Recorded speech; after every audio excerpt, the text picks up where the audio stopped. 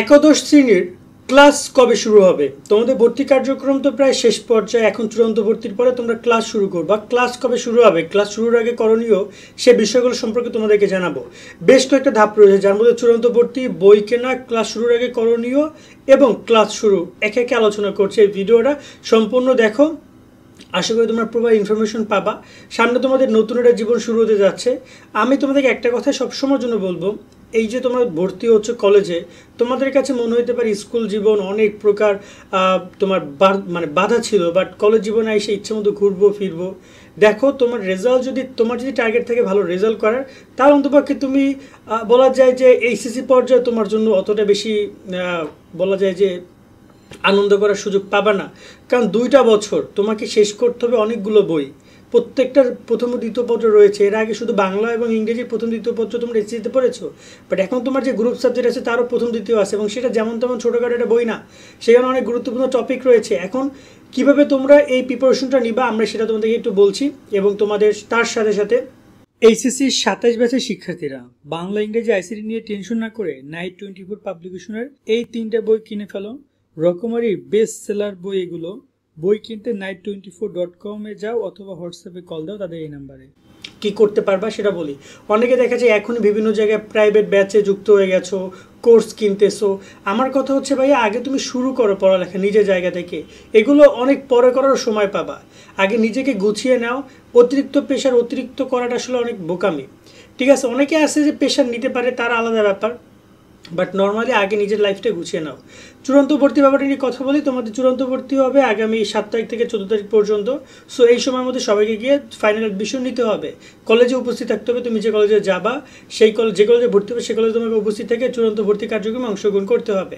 আরও একটা গুরুত্বপূর্ণ বিষয় হচ্ছে এই যে মাইগ্রেশন নিশ্চয়ন যাই হোক না কেন, লাস্ট দিন ধরুন তুমি 7 তারিখে গিয়ে রেজাল্ট দেখবা, ওই 7 তারিখে রেজাল্ট দেখবা, ওইখানে কলেজটা আছে কোনটা, সেটা যে কলেজে থাকুক, যে কলেজ থাকবে সে কলেজে তোমাকে যেতে হবে।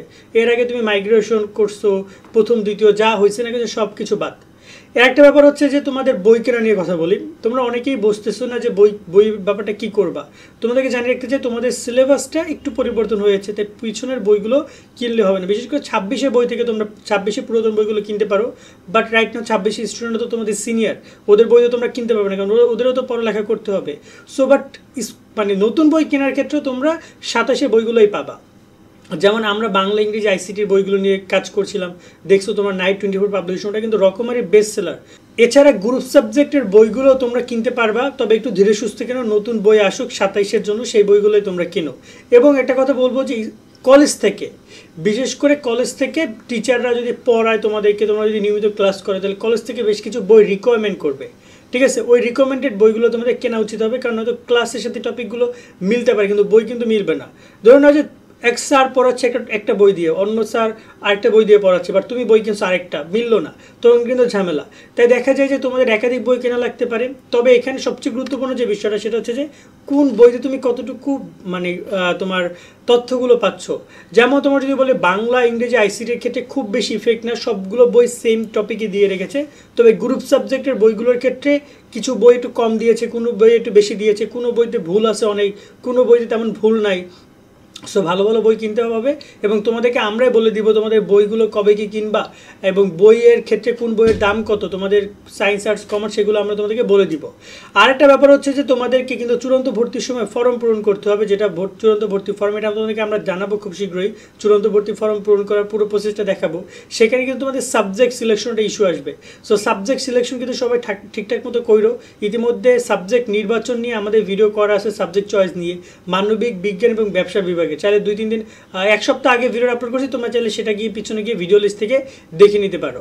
কেমন, এবার আসি যে কলেজের যে ফার্স্ট ডে 15 তারিখে তোমাদের ক্লাস শুরু হচ্ছে, যে টপিকের মূলত কথা বলা, 15 তারিখে তোমাদের ক্লাস শুরু হচ্ছে। তবে যদি তারা 4র্থ পর্যায়ে অ্যাপ্লিকেশনের সময় দেয় বা এটা ওটা করে, সেক্ষেত্রে হয়তো আরও সময় বেশি তোমার হচ্ছে যে প্রথম ক্লাস 15 তারিখে হবে। হয়তো অনেক স্টুডেন্ট যারা কলেজ পাবে না, তারা যদি আবার কলেজ পরবর্তী কার্যক্রম পরিচালনা করে সেক্ষেত্রে দেরি হতে পারে। ঠিক আছে, বাট নর্মালি 15 তারিখ তোমাদের ক্লাস শুরু হচ্ছে। এখন এই 15 তারিখে নবীনবরণ অনুষ্ঠান অবশ্যই আমি তোমাদেরকে বলবো ভাইয়া, তোমরা সবাই নবীনবরণ অনুষ্ঠানে উপস্থিত থাকার চেষ্টা করবা। কারণ জানো, কারণ হচ্ছে যে এই নবীনবরণ লাইফের একটা খুবই গুরুত্বপূর্ণ একটা পার্ট।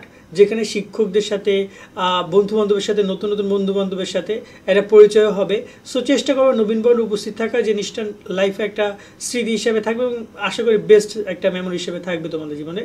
বিশেষ করে আমার লাইফে আমার নবীন বরণটা আমার কাছে বেস্ট এখনও মনে হয়। সো এক্ষেত্রে বলবো যে তোমরা চাইলে নবীন বরণে অবশ্যই যুক্ত থাকার চেষ্টা করবে বা উপস্থিত থাকার চেষ্টা করবা।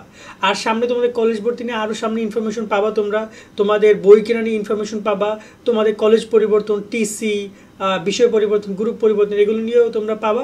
তো এগুলো সব কিছু পেতে অবশ্যই আমাদের সাথে যুক্ত থাকবে। সাবস্ক্রাইব করে কার কোন টপিকে ভিডিও দরকার সেটাও কমেন্টে আমাদেরকে জানাতে পারো। আজকের মতো আমরা এখানে বিদায় নিচ্ছি। সকলে অনেক অনেক ভালো থাকবা। আল্লাহ হাফেজ।